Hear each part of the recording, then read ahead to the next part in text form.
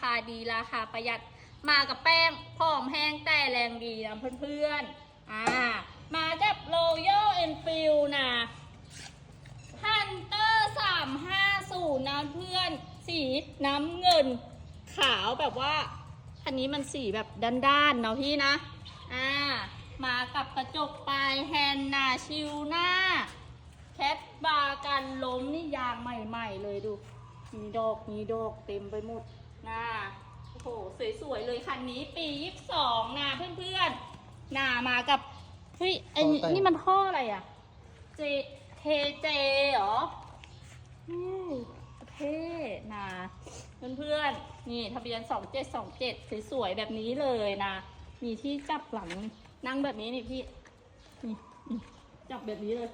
นะคนสมัยก่อนใช่ปะใช่คันนี้นะเพื่อนๆราคา59,000 บาทไม่ใช่89,000 บาทเท่านั้นนะเพื่อนตกใจอะดิจะถูกอะไรขนาดนั้นนะเอาไปแค่นี้พอนะเพื่อนซื้อสดเท่านั้นโทรมาได้ที่เบอร์